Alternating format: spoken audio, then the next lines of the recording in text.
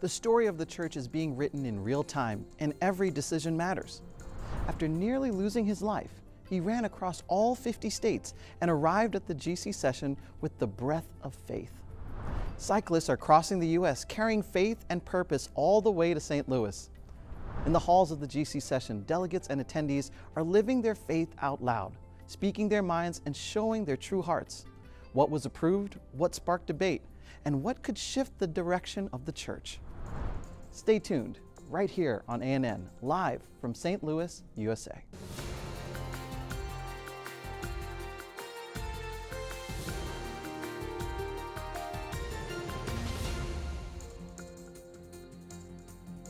They're not racing for medals. They're riding for something bigger than reaching a finish line. In a journey of over 2,500 miles to St. Louis, 3 cyclists are crossing the United States with a load that goes far beyond what's on their backs. They carry history, faith, and purpose.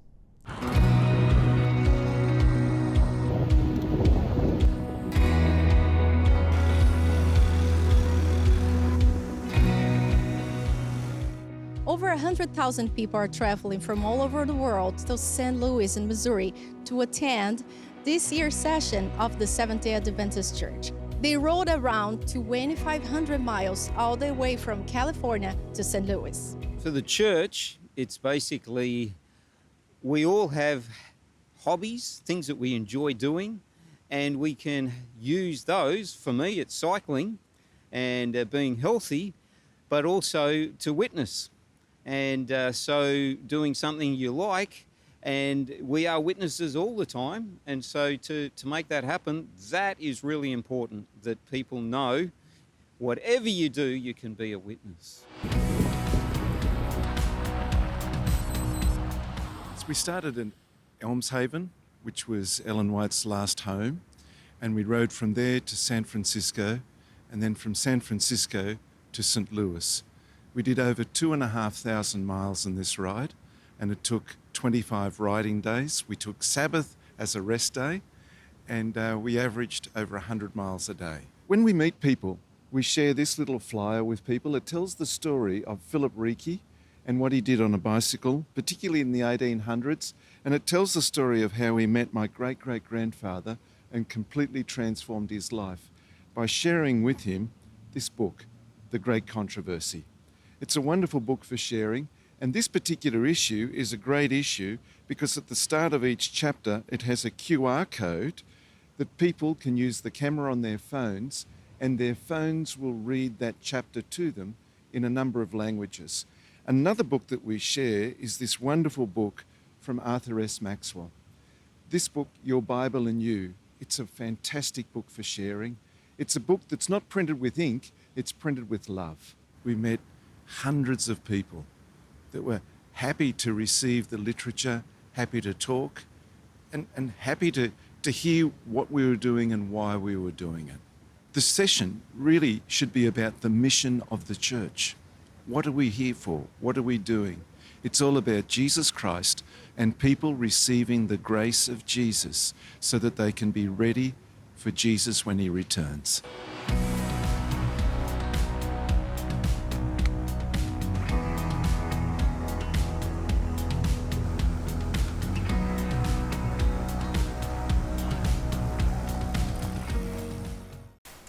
Producing global news in real time in dozens of languages with media professionals from all over the world. That's the daily reality inside the Adventist Church's global newsroom here in St. Louis. It's a living portrait of unity in action, powered by cutting-edge technology from smart cameras to multilingual live translation. So you weren't able to attend the first Sabbath of the General Conference session? No worries, we've got you covered. Here's everything you missed from day 3 in less than 4 minutes.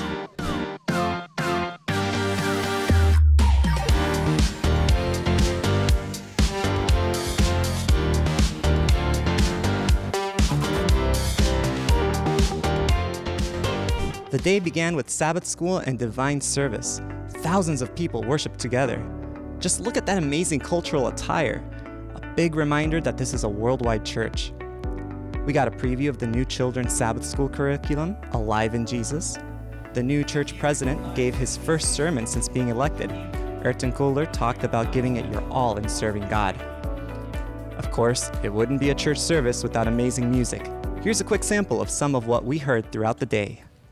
I believe in God the Father. His love reached from the heavens. For our Lord, for all the world to hear. There was a special award ceremony for leaders who have dedicated their lives to strengthening families. The afternoon program showcased the church's I Will Go strategic plan.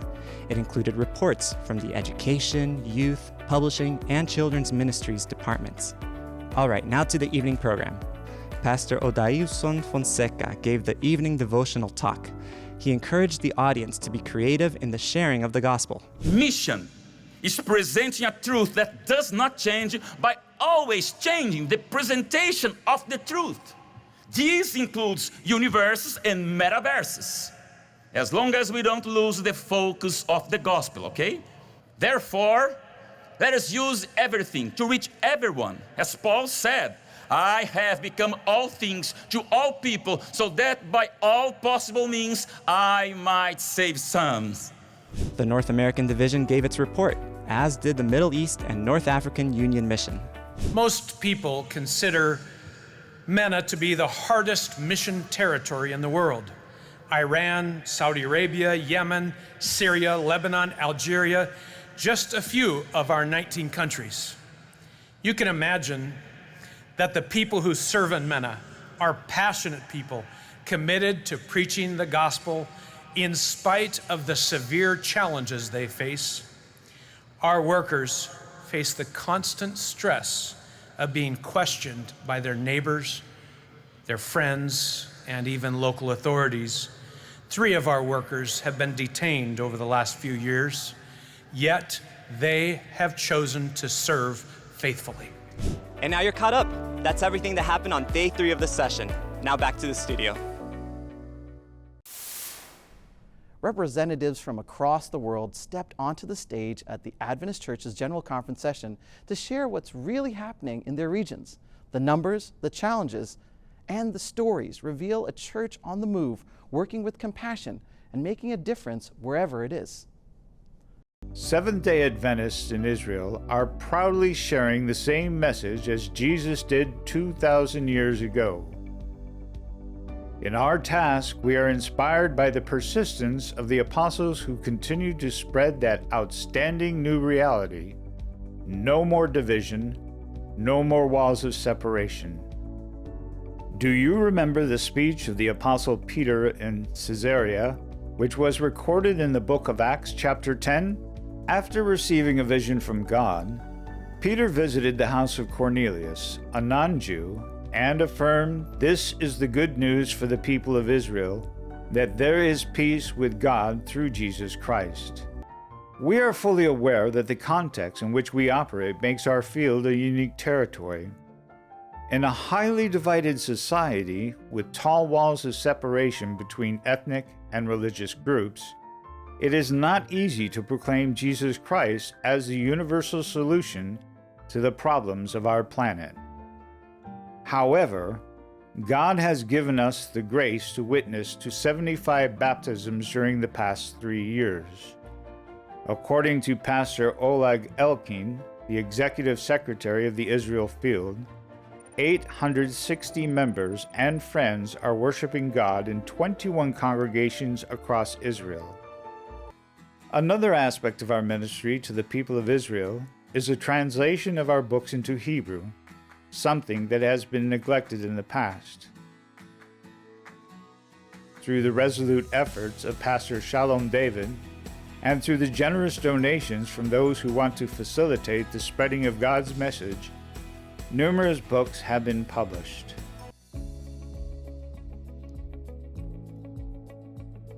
One of our essential activities is led by the youth department.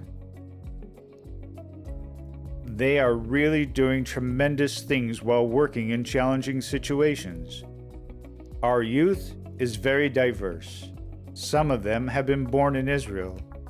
Many others come from different countries around the world.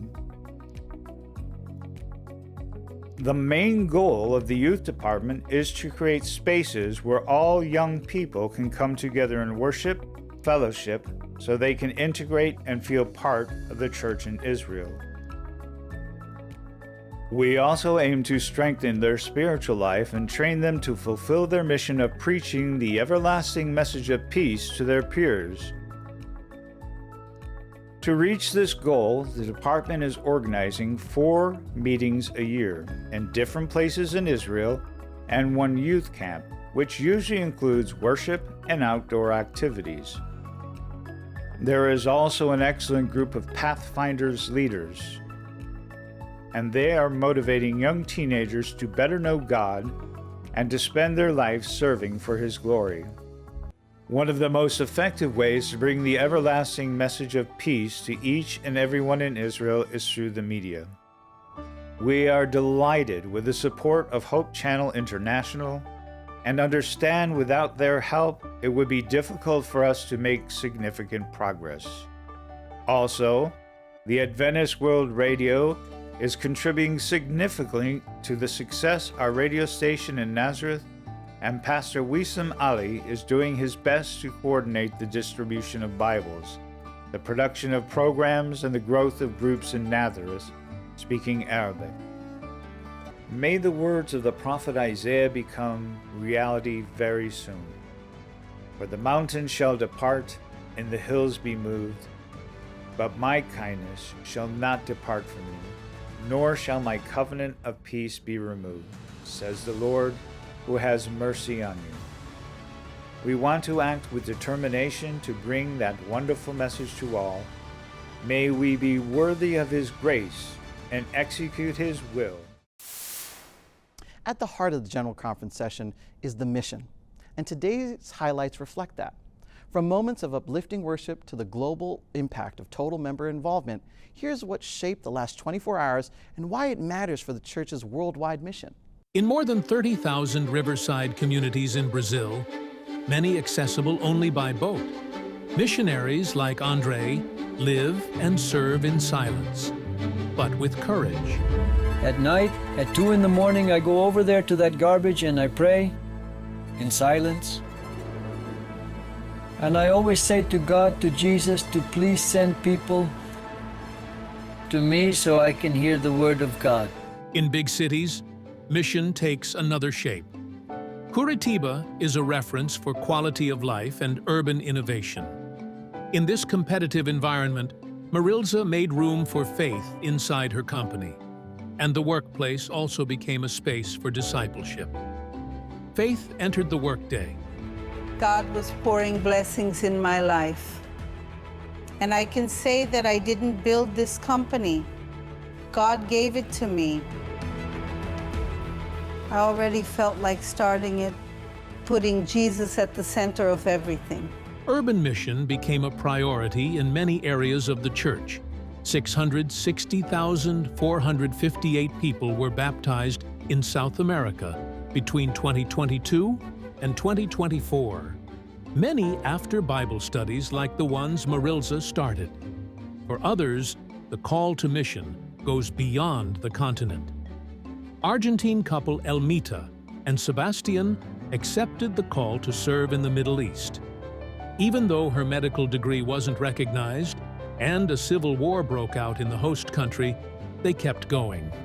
They are part of the 392 missionaries and volunteers sent by the South American division of the Seventh-day Adventist Church to other regions in 2024. And that's when I remembered that I had actually studied medicine not to make a profession for myself, but to serve. In Peru, mission runs through digital media. Fernando, a young Adventist influencer, started preaching on TikTok and went viral sharing the love of Jesus. With short videos, he saw hundreds begin Bible studies and met many who found faith through a notification.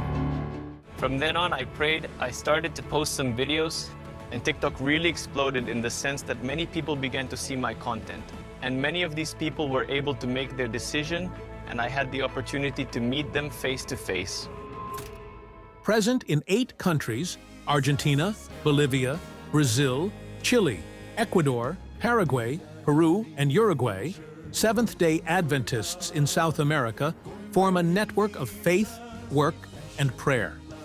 Today, there are 2,704,791 members, 30,282 churches and companies, 401,978 pathfinders across the continent, 55,531,679 missionary books distributed, and more than 10,000 literature evangelists who take books and hope across South American streets and roads.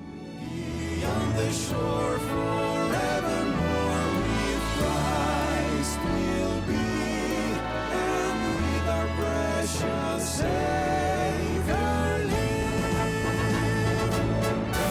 Open door. NSD created the Pioneer Mission Movement to reach the front lines of the mission field. This project sends pastoral families to overseas frontline mission fields for 6 years to plant churches and share the gospel with local communities. So far, 149 PMM missionaries have been sent to 28 countries as Japan, Taiwan, Mongolia, China, Indonesia, India, Turkey, Vietnam, Pakistan, Nepal, Sri Lanka, and the Philippines. As a result, 369 churches and companies have been established, and 34,719 people have been baptized. For the past 32 years, nearly 12,000 young people from 64 countries have served as missionaries. The fruits of their labor include 80,585 baptisms, 809 church buildings constructed, and 1,530 churches and companies established in 47 countries. Among all the mission challenges faced by NSD, the greatest challenge is mission work in North Korea. To prepare for the opportunity of entering North Korea, NSD has coordinated a prayer campaign through its North Korea Mission Department, engaging many dedicated people in intercessory prayer.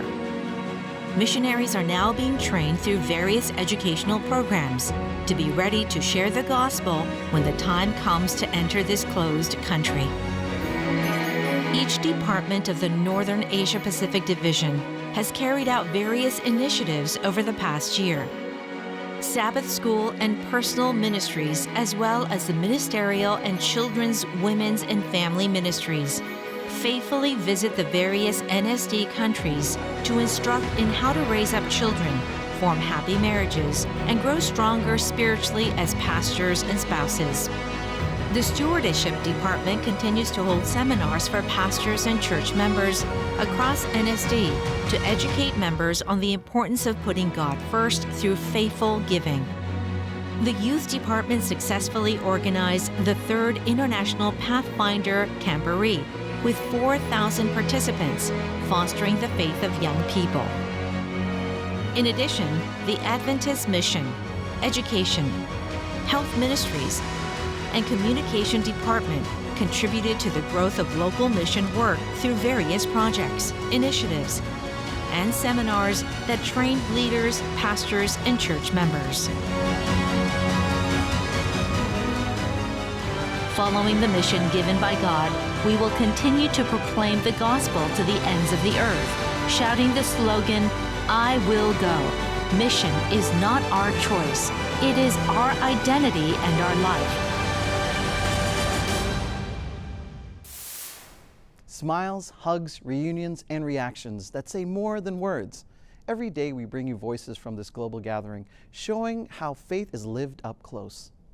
Adventists from all over the globe meet here at the Exposition Center, and today we're going to find out what a few exhibitors are thinking about meeting all these different people here. Hello, how are you? Here we are representing the Eastern Venezuelan Union, which belongs to the Inter-American Division. Today we are sharing many little souvenirs from our beloved country, Venezuela, so that all our friends and brothers can take a little reminder of the love of Venezuela. My name is Danilo Melo. I am Brazilian. I am part of the casting of the record label Novo Tempo. This is the label's booth. It is a privilege for me to be able to appreciate everything that is happening here, the presentations, the speeches, the music, and to also participate by singing at some booths, on some stages, has been a privilege, and I am sure that God has taken care of everything, and I am very happy for the opportunity. Hi guys, my name is Carol. I'm from Pinfinder, and this is our first time at GC session. And my first time here I'm so happy to be here. We can meet people from all the countries and share the passion for Pathfinders. And we are so happy to be here and meet new people. This is a very interesting and encouraging moment. I found that almost all church members interested in their mission, so they want to participate willingly. I'm surprised and satisfied with their passion. I'm excited to be here. My name is Kleber Gonçalves. I'm in charge of a new digital ecosystem, applying Creation Life principles, and I'm so excited by the opportunity to be here at the Expo Center.